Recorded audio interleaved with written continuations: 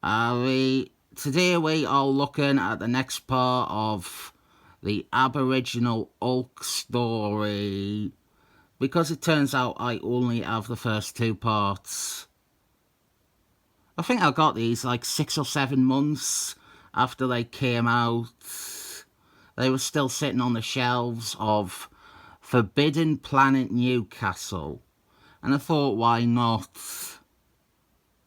I have read the rest of the story, but apparently only own these two.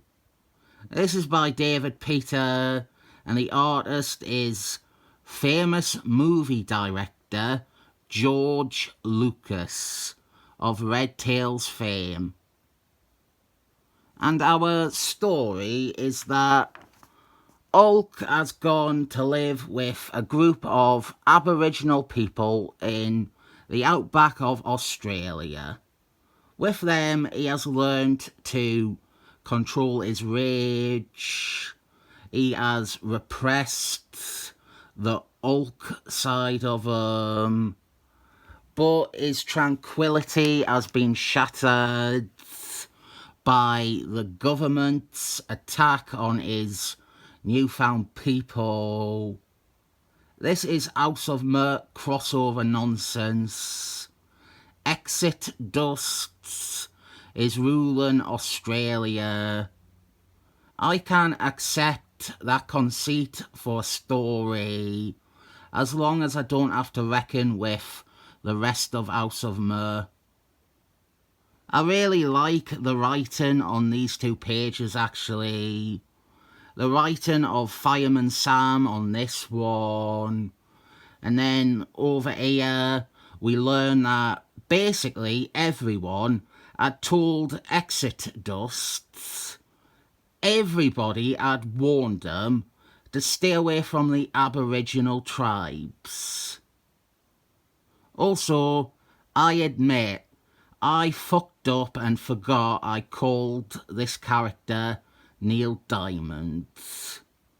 And it was only the 1996 one-shot I called Exit Dust. Another thing is, it is the same fucking advert as last time. It is still Marvel's Age of Advertisements, but it's all the same adverts as last issue. To explain this bit, with Hulk carrying a submarine directly underneath a whale so to not appear on radar equipment, would take too long.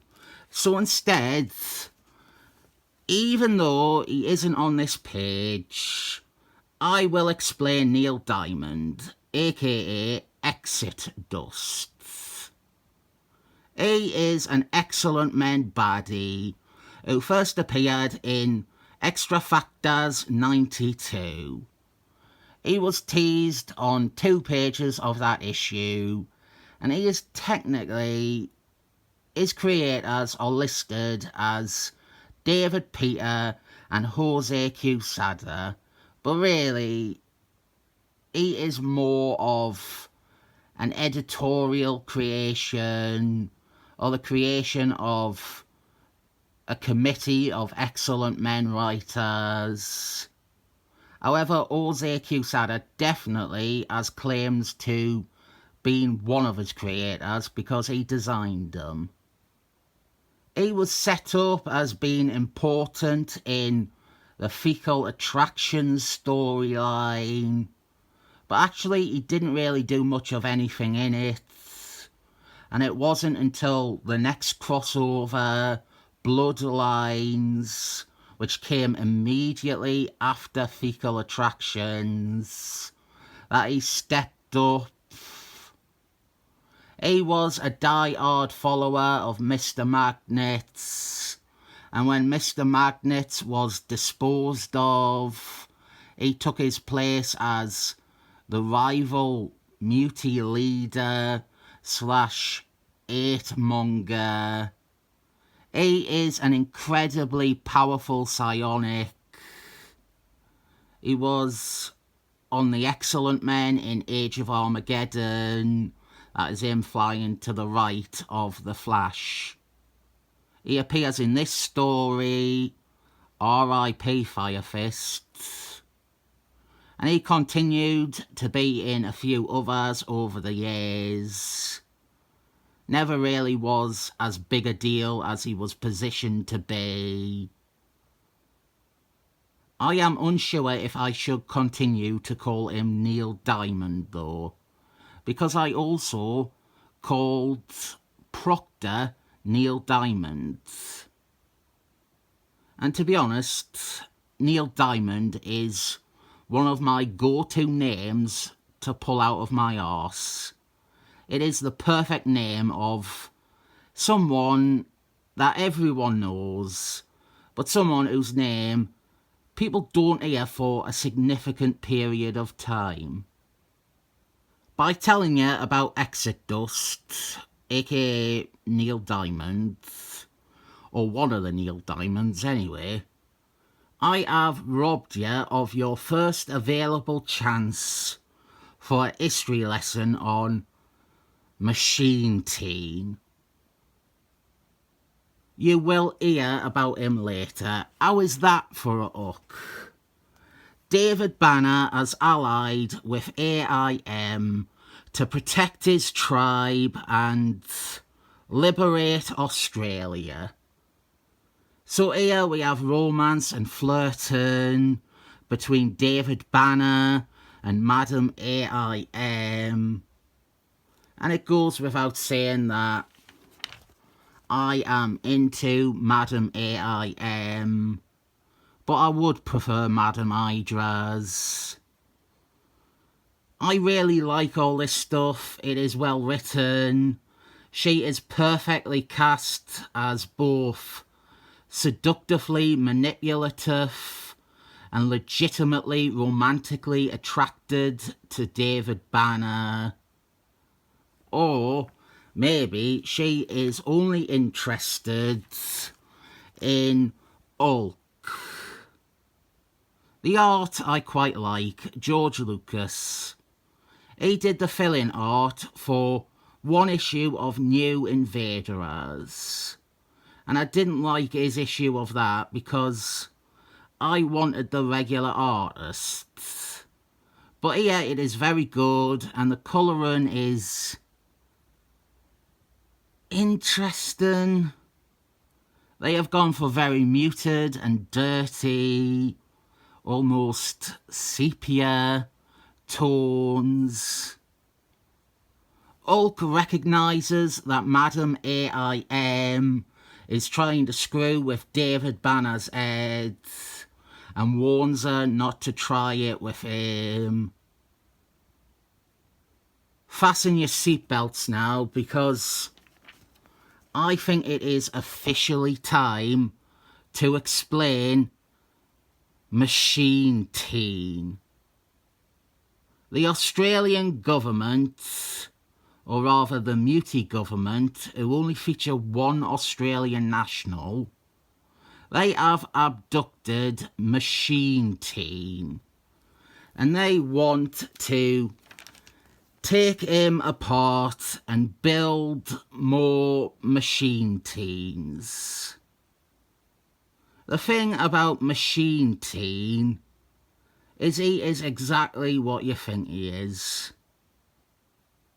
In 2005, Marvel decided to try and revamp the Jack Quimby character by making him a teenager. Machine Teen is a separate character, but it's obvious, even down to his real name being something like Aaron Aronson. He is very deliberately meant to be evocative of the Jack Quimby character. Now I can see you all sniggering and mocking the very notion of Machine Teen. And I don't like that. Machine Teen is somewhere... Yes, I agree, it is a cringy idea. But I get no animosity or disinterest from the people who did it. They were trying, they wanted to create a character, and they tried the best they could. And there's no negativity or malice within it. They're not saying it is improving Jack Quimby. They aren't erasing the original character. They are just adding to it and saying, hey, here is a new character inspired somewhat by it. I respect that so much more than a lot of crap Marvel and DC do. Something else that goes without saying is that Machine Teen went nowhere. His appearance in this story is his main other thing. Blatant tracing of Sean Connery over here, and we are building to a fight between Hulk and Prime Minister Exit Dust. And if anything, I would say the fight between the two is incredibly unspectacular. Considering all this build-up and all this planning and all this flirting, didn't forget the flirting, you will be surprised to learn that the fight hardly lasts a couple of pages. Vanquisher, one of Exit Dust's governors, real name Telford Porter, Vanquisher, he is drawn off model in this.